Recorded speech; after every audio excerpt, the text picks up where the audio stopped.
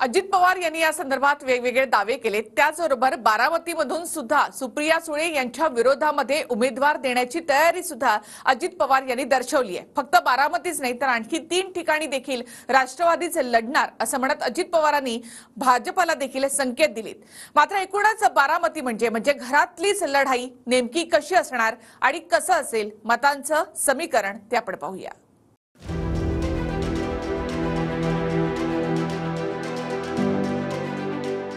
बारामती, शिरूर, सातारा आणि रायगड ह्या तर आपण लढवणारच आहोत।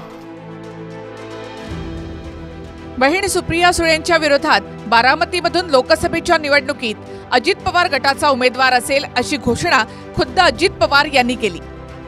म्हणजेच होम ग्राउंडमध्ये घरातच थेट लढाई होणार आहे।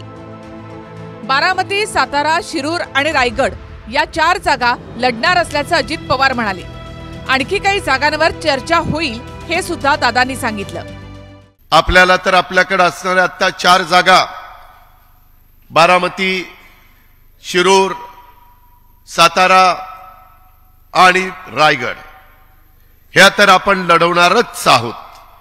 परंतु त्याच्याच बरोबर इतर पण काही जागा ज्या उभाठा म्हणजे उद्धव बाळासाहेब ठाकरे यांच्या शिवसेनेकडे आहेत, त्याच्यात पण राष्ट्रवादी काँग्रेस पक्षाची ताकद जिथं असेल तिथं भाजप आणि शिंदे साहेबांशी चर्चा करून आपल्याला सीटांचा वाटप त्या ठिकाणी करायचंय।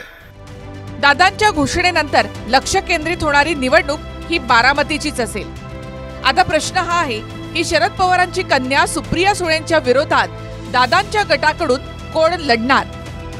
तर सुप्रिया सुळे यांच्या विरोधात अजित पवारांच्या पत्नी सुनेत्रा पवार यांच्या नावाची अधिक चर्चा आहे।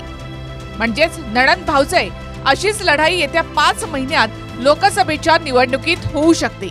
वेगळ्या पक्षात असतील ते तर निवडणूक लढवणारच ना। त्यांना त्यांचा पक्ष टिकवण्यासाठी लढाई कुठं निवडणुका लढवायच लागतील। पण तुम्ही तयार आहात म्हणजे 4ही जागा ज्या आहेत तिथे तुमचे देखील उमेदवार आता आहेत विद्यमान? आमचे उमेदवार आहेत आणि आमचे विजयी होतील अशी आमची परिस्थिती आहे। जनतेचा आशीर्वाद शरद पवारांच्या मागे आहे आणि त्यामुळे आम्हाला चिंता करण्याची फारशी गरज नाही। आता बारामतीचं समीकरण समजून घेतलं पाहिजे। बारामती लोकसभा मतदारसंघात 6 विधानसभेच्या जागा आहेत, ज्यामध्ये दौंड, इंदापूर, बारामती, पुरंदर, भोर आणि खडकवासला यांचा समावेश आहे। या 6 पैकी 4 आमदार महायुतीचे आहेत, ज्यामध्ये दौंड आणि खडकवासल्यामधून भाजपचे आमदार राहुल कुल आणि भीमराव तापकीर आहेत। इंदापूर आणि बारामतीमधून दत्तात्रय भरणे आणि स्वतः अजित पवार आमदार आहेत। तर पुरंदर आणि भोरमधून काँग्रेसचे संजय जगताप आणि संग्राम थोपटे हे आमदार आहेत। म्हणजेच आकडेवारी किंवा सध्याचं समीकरण अजित पवार गटाच्या बाजूने असल्याचं दिसतं।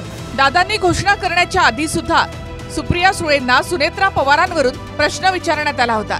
त्यावेळी त्यांनी आपण तयार असल्याचं म्हटलं होतं। लोकशाही आमच्यासाठी लोकशाही त्याच्यामुळे लोकशाहीमध्ये प्रत्येकाला म्हणजे माझ्या विरोधात कोणीतरी लढलंच पाहिजे हा माझा अर्थातच आग्रह राहील। कारण लोकशाहीमध्ये भारतीय जनता पक्ष माझ्या विरोधात 1 नाही 3 वेळा लढलेलं आहे आणि त्याच्यात गैर काय, कोणीतरी लढलंच पाहिजे। मी कोण लढेल त्याचं मी स्वागतच करीन, कारण माझं संविधानावर प्रेम आहे। माझं राजकारण समाजकारण हे संविधानाच्या चौकटीतलं आहे, त्याच्यामुळे कोणीतरी माझ्या विरोधात लढणारच ना। अजित पवार सोबत येण्याआधी बारामती मतदारसंघाकडे भाजपनं केंद्रीय पातळीवरून खास लक्ष दिलं होतं। केंद्रीय अर्थमंत्री निर्मला सीतारामन आणि स्वतः प्रदेशाध्यक्ष चंद्रशेखर बावनकुळे यांचे दौरे झाले। तसंही बारामती लोकसभा मतदारसंघात आतापर्यंत राष्ट्रवादी विरुद्ध भाजप असा सामना झाला। 2019 मध्ये सुप्रिया सुळे यांच्या विरुद्ध भाजपच्या कांचन कुल अशी लढाई झाली होती। त्यावेळी सुप्रिया सुळेंना 6,86,714 मतं मिळाली होती, तर भाजपच्या कांचन कुल यांना 5,30,940 मतं मिळाली। 1,55,000 मतांनी सुप्रिया सुळेंनी कांचन कुल यांचा पराभव केला। पण भाजपनं तब्बल 5,30,000 मतं घेतली होती। ही मतं आता दादांच्या उमेदवाराच्या दिशेने डायव्हर्ट होती। बारामती मतदारसंघात भाजपची चांगली ताकद आहे हे 2014च्या निकालावरून सुद्धा स्पष्ट दिसलं। महायुतीमध्ये भाजपनं रासपच्या महादेव जानकरांना बारामतीमधून सुप्रिया सुळेंच्या विरोधामध्ये जागा सोडली होती। त्यावेळी सुप्रिया सुळेंना 5,21,562 मतं मिळाली, तर महादेव जानकरांना 4,51,843 मतं मिळाली होती। 69,000 मतांचा सुळे आणि जानकर यांच्यामध्ये फरक शिल्लक होता। 2014ला प्रचंड मोदी लाट असताना सुद्धा जानकरांनी कमळावर न लढता कब्बशी चिन्हावर निवडणूक लढवली होती। त्यामुळे जानकर कमळावर लढले असते तर मतांमध्ये फरक दिसला असता, अशीही त्यावेळी चर्चा होती। मला असं वाटतं की मुळामध्ये आता अजित पवार पूर्ण क्षमतेनं तयार झालेले आहेत। आता जर या प्रकारची भूमिका अजित पवारांनी घेतली आणि अजित पवारांनी आपला उमेदवार उभा केला तर मात्र सुप्रिया सुळेंच्या अडचणीमध्ये प्रचंड वाढ होईल, याच्यात काही शंका नाहीये। मला असं वाटतं की त्यांचं मताधिक्य घटू शकतं किंवा अगदी धक्का पण बसू शकतो, इतपत काही होऊ शकतं। पण मला विचाराल तर उमेदवार कोण असेल? समजा अजित पवार गटानं ठरवलंच की आपल्याला ही निवडणूक लढायची आहे, तर उमेदवार शरद पवार अजित पवारांच्या घरातला असेल असं काही मला वाटत नाही। बारामती बरोबरच सातारा, शिरूर आणि रायगड इथली घोषणा देखील अजित पवार यांनी केली। साताऱ्यामध्ये सध्या शरद पवार गटाचे खासदार श्रीनिवास पाटील आहेत। त्यांच्या विरोधात मकरंद पाटलांचे बंधू आणि सातारा जिल्हा बँकेचे चेअरमन नितीन पाटील इच्छुक असल्याचं कळतं। रायगडमधून अजित पवार गटाचे प्रदेशाध्यक्ष सुनील तटकरे खासदार आहेत, त्यांनाच उमेदवारी मिळेल। त्यांच्या विरोधात उद्धव ठाकरे गटाचे अनंत गीते अशी लढत होण्याची शक्यता आहे। तर शिरूरमध्ये विद्यमान खासदार डॉक्टर अमोल कोल्हे आहेत।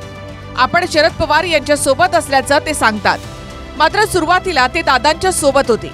नुकतीच दादांसोबत त्यांची मंत्रालयामध्ये भेटही झाली होती, त्यामुळे कोल्हेंचं सध्या तळ्यात मळ्यात असल्याचं दिसतं। दुसरीकडे दादांच्या गटाकडून वळसे पाटलांची मुलगी पूर्वा वळसे पाटलांच्या नावाची चर्चा आहे। तुमचा निर्माता आहे, त्यांनी तयार केलेली शेती तुमच्या हातात फक्त कापायला दिली आहे। तो बारामती मतदारसंघ निर्माण कोणी केला? शरद पवारांनी, आणि तो तुम्हाला असा आयता हातात आणून दिला। अजित पवार आणि शरद पवार दोघांचा राजकीय मार्ग वेगवेगळा आहे। मग त्यासाठी घरातच राजकीय लढाई झाली तरी त्यासाठी तयार असल्याचं अजित पवारांनी दाखवून दिलंय। Bureau report, TV9 Marathi.